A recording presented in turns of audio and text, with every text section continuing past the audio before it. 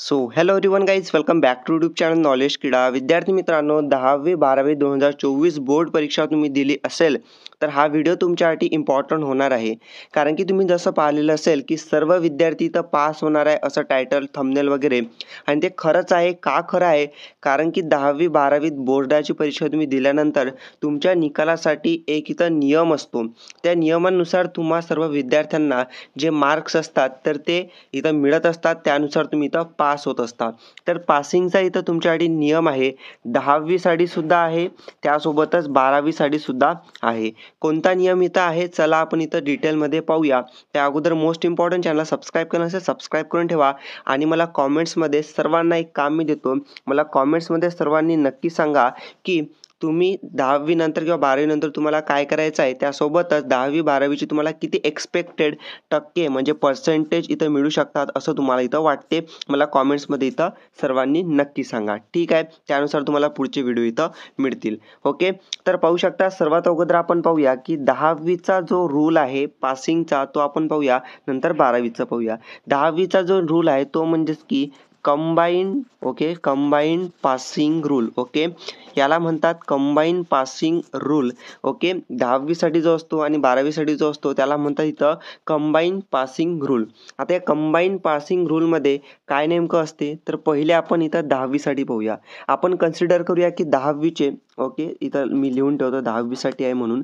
तर 10वीचे पाहू शकता तुम्हाला इथं टोटल ही विषय असतात. Okay, English, Marathi, Hindi, science, okay, इथं मॅथ्स मी शेवटी लिहिलं, आणि सोशल सायन्स. ओके, आणि तुम्हाला पासिंगसाठी 100 पैकी 35 मार्क आवश्यक असतात कोणत्याही एका विषयामध्ये. प्रत्येक विषयामध्ये 100 पैकी 35 मार्क कमीत कमी पाहिजेत पासिंग करण्यासाठी. ओके, जसं की आता पाहू शकता तुमचे जे लँग्वेजचे हे आहेत सब्जेक्ट आहेत, हे 3 सब्जेक्ट आहेत. ओके, हे 3 सब्जेक्ट आहेत इंग्लिश, मराठी आणि हिंदी.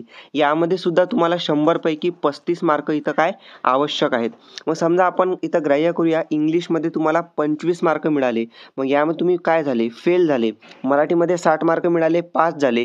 हिंदीमध्ये 55 मार्क्स मिळाले, तुम्ही पास झाले. कारण की ते 35पेक्षा जास्त आहेत, किंवा 35 नाही आहेत पण 35पेक्षा इथं जास्त आहेत. पण इंग्लिशमध्ये 25च आहेत. मग रूल काय, combine passing rule. Okay, combine passing rule काय म्हणतो, तर कंबाईन पासिंग रूल हा म्हणतो की हा तेव्हा लागू होणार आहे जेव्हा इथं विद्यार्थ्याला 25+ मार्क असतील. ओके, 25+ मार्क असतील प्रत्येक विषयामध्ये, तर हा कंबाईन पासिंग रूल हा इथं लागू होतो. ठीक आहे. आता 25+ मार्क म्हणजे समजा आता इंग्लिशमध्ये आपण इथं 25ने आपण समजा की इथं 26 मार्क मिळाले त्या विद्यार्थ्याला, तरी तो काय झाला, इथं फेल झालेला आहे. ठीक आहे, इंग्लिशमध्ये तो फेल झालेला आहे. मग कंबाईन पासिंग रूलनुसार प्रत्येक विषयामध्ये 25+ मार्क पाहिजे. आता हिंदीमध्ये 25+ आहेत, मराठीमध्ये 25+ आहेत, इंग्लिशमध्ये सुद्धा 25+ म्हणजे 26 आहेत. ठीक आहे. आता इथं इंग्लिशमध्ये जो फेल झालेला आहे तो पास होणार आहे. कसा पास होणार आहे, त्यासाठी इंग्लिश, मराठी, हिंदी म्हणजे जे लँग्वेजचे सब्जेक्ट असतात त्याची जे मार्क्स आहेत ते टोटल ॲडिशन त्याची 105+ मार्क त्याची यायला पाहिजे. जसं की बघू शकता 55. ओके, 55+60. ओके, किती झाले हे 55+60 115, आणि हे 25. ओके, म्हणजे हे झाले 140 मार्क झाले. ठीक आहे, 140 मार्क टोटल झाली इथं इंग्लिश, मराठी, हिंदी तिन्ही विषय मिळून. म्हणजे हे 105+ मार्क इथं तुमचे झालेले आहेत. म्हणजे कंबाईन पासिंग रूल इथं काय होतो, अप्लाय होतो. आपण इथं 26 पकडूया, 141 मार्क इथं होतात. ठीक आहे. तर कंबाईन पासिंग रूलनुसार आता मराठीमध्ये 35+ आहेत, हिंदीमध्ये 35+ आहेत, तर इंग्लिशमध्ये इथं 26 जरी मार्क असले, पासिंगला 35 पाहिजेत, तर या विषयामध्ये तो पास होणार आहे. तुमच्या मार्कशीटवरती फक्त तुम्हाला इथं हॅश जे साईन असते त्या पद्धतीचं इथं येणार आहे. तर अशा पद्धतीचा हा नियम आहे लँग्वेजच्या सब्जेक्टसाठी. ठीक आहे. आता दुसरा अजून एक नियम आहे सायन्स आणि मॅथच्या सब्जेक्टसाठी पासिंगसाठी कंबाईन रूलमध्ये. कसा नियम आहे, यामध्ये जे ॲडिशन पाहिजे टोटल 70+ मार्काची पाहिजे सायन्स आणि मॅथ मिळून. मग इथं 65 + 33. ओके, 8 + 98. ओके, म्हणजे 70+ मार्क इथं काय झालेले आहेत, म्हणजे 98 दोन्ही विषय मिळून काय इथं ॲडिशन आहे सायन्स आणि मॅथमॅटिक्सची. ओके, 98 70+ आहेत, त्या रूलमध्ये ते बसते. त्यासोबत 25+ मार्क पाहिजे प्रत्येक विषयामध्ये. 33 सायन्समध्ये 25+ आहेत, 65 मॅथमध्ये 25+ आहेत. ओके, तर हे काय झालं, रूलमध्ये आलेलं आहे. मग आता या सायन्समध्ये सुद्धा काय विद्यार्थी इथं पास होतो. कसा पास होतो, सायन्स आणि मॅथ मिळून, म्हणजे 65 यामधले तर 65 सायन्समध्ये जातील पासिंगसाठी, म्हणजे 35 मार्क 2 मार्क पाहिजे तर 65 मधले 2 मार्क यामध्ये जातील, विद्यार्थी तर पास होऊन जाणार. तशा पद्धतीचा सायन्स आणि मॅथ्ससाठी हा कंबाईन पासिंग रूल आहे. आता यामध्ये अजून एक नियम आहे कंबाईन पासिंग रूलमध्ये 10वीसाठी. तर यामध्ये तुम्ही काय जे पाहाजा ते पाहाजा, तुम्ही रेग्युलर स्टुडंट पाहाजा. ओके, रेग्युलर स्टुडंट तुम्ही आवश्यक पाहिजे, तेव्हाच तुम्हाला हा रूल इथं काय होतो अप्लाय होत असतो.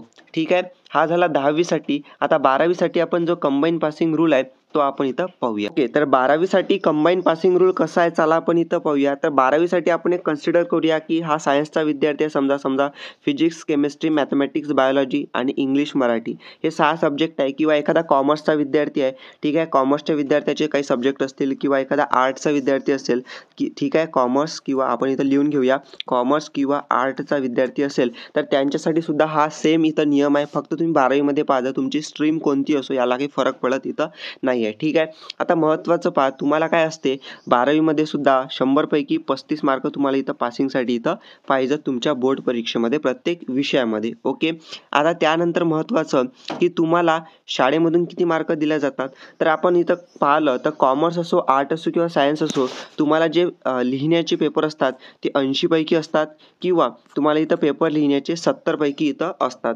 आता तुम्हाला पहिले नियम असा होता की तुम्ही जे पेपर लिहिता त्यामध्ये कमीत कमी तुम्हाला 25 मार्क इथं पाहिजेत पास होण्यासाठी. पहिले नियम होता, पण आता तो नाही आहे. म्हणजे पहिले नियम होता की तुम्ही जे पेपर लिहिता त्यामध्ये लिहिण्यामध्ये 25 मार्क तर तुम्हाला पाहिजेतच, जे शाळेमधून मिळतात ते वेगळे, पण पेपर जो लिहिता त्यामध्ये 25 मार्क तुम्हाला कंपल्सरी पाहिजेत, तेव्हा तुम्ही पास होसाल. बट आता तो तसा नियम नाही आहे. आता तर नियम असा आहे, सांगतो तुम्हाला, की 70 किंवा 80 मार्काचा तुमचा पेपर असतो लिहिण्याचा, कॉमर्स असो, आर्ट असो किंवा सायन्स असो. ठीक आहे, प्रत्येक विषयानुसार.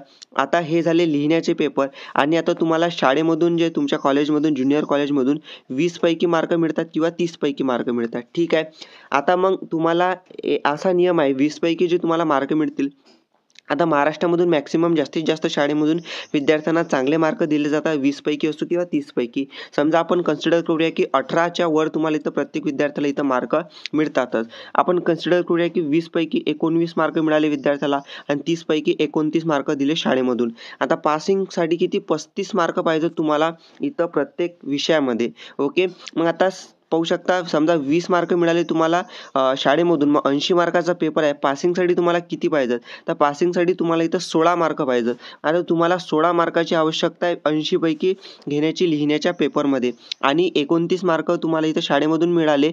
ओके, तुमच्या कॉलेजमधून ज्युनियर कॉलेजमधून, तर 30 पैकी 29 हे मिळाले. म्हणजे आता फक्त 70 पैकी 6 मार्क तुम्हाला आवश्यक आहेत 35 मार्क मिळवण्यासाठी, म्हणजे पासिंगसाठी.